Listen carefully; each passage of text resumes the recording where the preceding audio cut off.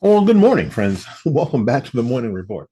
My name is Willie Lawson, and today we wrap up our three-part series, The Teachings of Thomas Sowell, Walter E. Williams, and Frederick Douglass. In part one, Thomas Sowell showed us economics without illusions. In part two, Walter E. Williams reminded us that liberty and responsibility are inseparable. In part three, we turn to a giant, Frederick Douglass, the man who escaped slavery, mastered the English language, and shook the conscience of a nation and became one of America's greatest defenders of liberty. Douglass didn't just live history, he made history. His words ring out today with the same fire and urgency as when he first spoke them. And make no mistake, his lessons are not locked in the 1800s. They're alive, they're relevant, and they speak directly to the struggles we face in 2025. As Douglass himself declared, knowledge makes a man unfit to be a slave. And that's where we begin, with knowledge, courage, and a refusal to bow.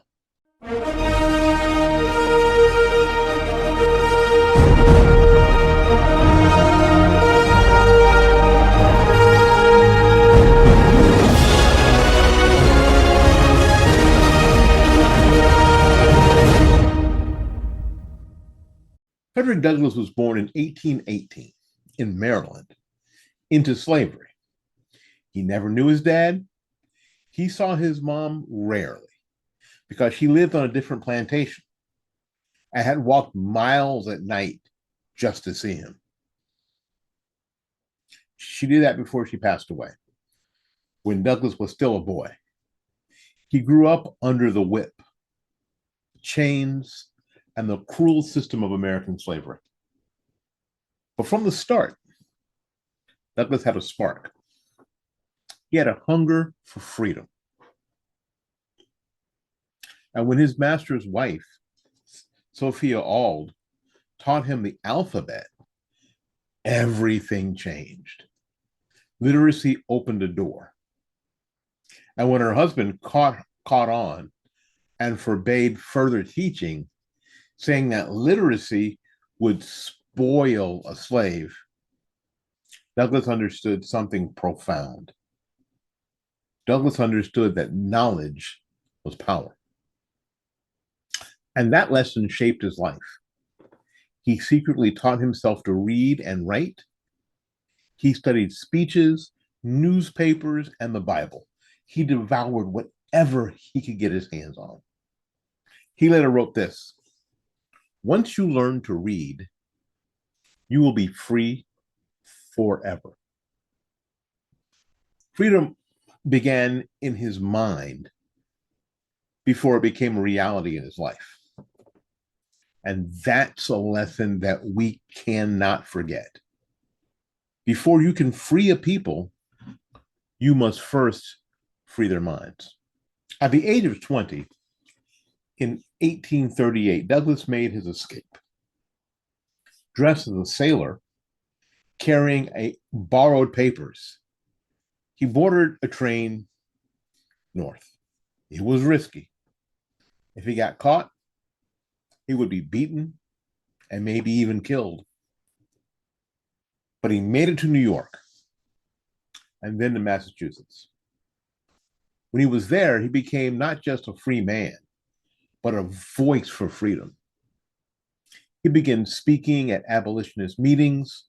The crowds were stunned, not just by his story, but by his eloquence. Here was a man that had been enslaved and yet spoke with such power and clarity that he silenced critics and inspired movements. He wrote his first autobiography in 1848. It's entitled Narrative of the Life of Frederick Douglass, an American Slave. It became a bestseller worldwide,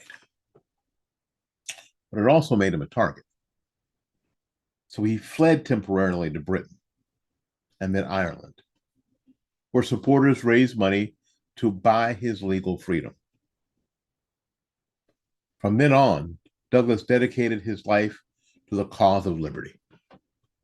As a writer, as an orator, and advisor to presidents.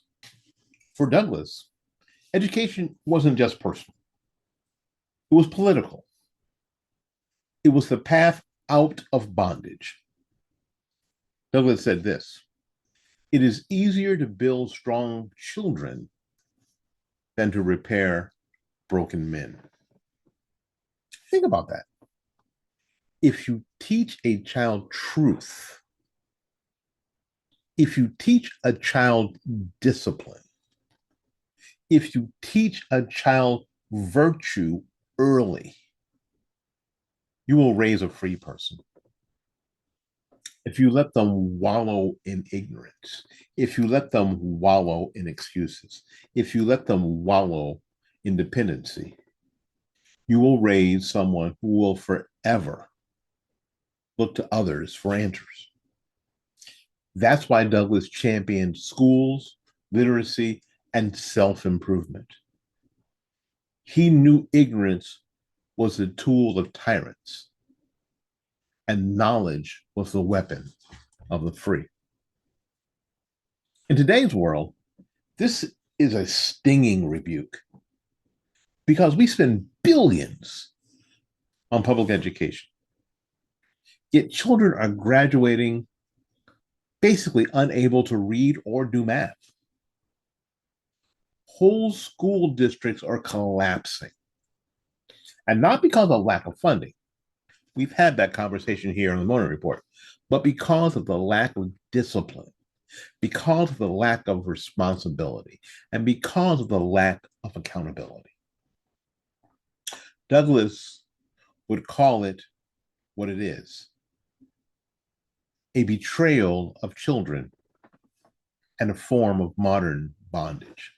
Now, Douglass was not just a political man. Douglass was a man of faith. He grounded his argument in scripture, declaring that slavery was a sin and that true Christianity demanded liberty. He distinguished between the corrupt religion of slaveholders and the true faith of Christ. He wrote this: "I love the pure, peaceable, and impartial Christianity of Christ. I therefore hate the corrupt, slave-holding, women-whipping, cradle-plundering, partial and hypocritical Christianity of this land." That fire, that moral clarity, is what made Douglass powerful. He understood that liberty without morality leads to chaos, and that morality without liberty leads to oppression. Today, as America drifts further and further from God, Douglass's reminder is urgent. Freedom cannot survive if it is not anchored in virtue. One of Douglass's greatest gifts was his ability to change and grow. Now, early in his career, influenced by radical abolitionists, he called the Constitution a pro-slavery document. Now, we still hear quotes and things about Douglass's disdain for the Constitution, but although that stuff leaves this out. After he deeply studied it, he reversed himself.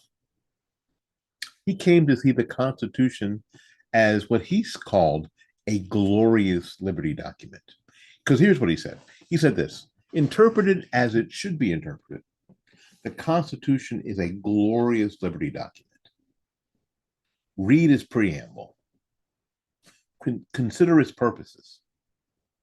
Is slavery amongst them? Is it at the gateway? Is it in the temple? It is neither." The shift is monumental. It meant that Douglass didn't reject America, he claimed it. He said that principles of the Declaration and the Constitution were for all men. And the sin of slavery was that America was betraying its own ideals. That's patriotism, not blind loyalty, but holding your country to its highest standard. If you contrast that with today's activists who burn the flag, denounce the fathers, and claim that America is irredeemably racist, Douglass would have none of it. He knew America was flawed, but he also knew America's founding principles were the key to freedom. Now, perhaps Douglass's most famous quote is this: "If there is no struggle, there is no progress." He didn't believe in easy freedom. What he knew was that liberty had to be fought for with sweat, with sacrifice, and courage. He also said this: "Power concedes nothing without a demand. It never did, and it never will." That's not just about slavery. That's about every human struggle for freedom. Politicians don't give power. They don't give it back voluntarily. Bureaucrats don't just step aside. Once government takes a piece of your liberty, you only get it back by demanding it loudly, persistently, and courageously. For Douglass, freedom was always worth the fight. And that's the lesson for us today. If you want liberty, you better be ready to struggle. So you'll ask me, why does Frederick Douglass matter in 2025? Because the same forces he fought are still alive. Ignorance, dependency, division, and tyranny. Write these down. Douglass reminds us that education is the foundation of freedom. Douglass also reminds us that faith anchors liberty. We are reminded that the Constitution is a liberty document. And finally, we are reminded that struggle is necessary. At a time when elites want us divided, Douglass unites. At a time when activists want us ashamed of America, Douglass inspires pride. At a time when politicians want us dependent, Douglass demands responsibility. He is not just a figure of the past. He's a teacher for today. Folks, this episode of the Morning Report is brought to you by 7 Weeks Coffee. Pro-life coffee supporting life with every purchase. And by listeners and viewers like you at Patreon. When you support us, you support independent conservative media. And I thank you.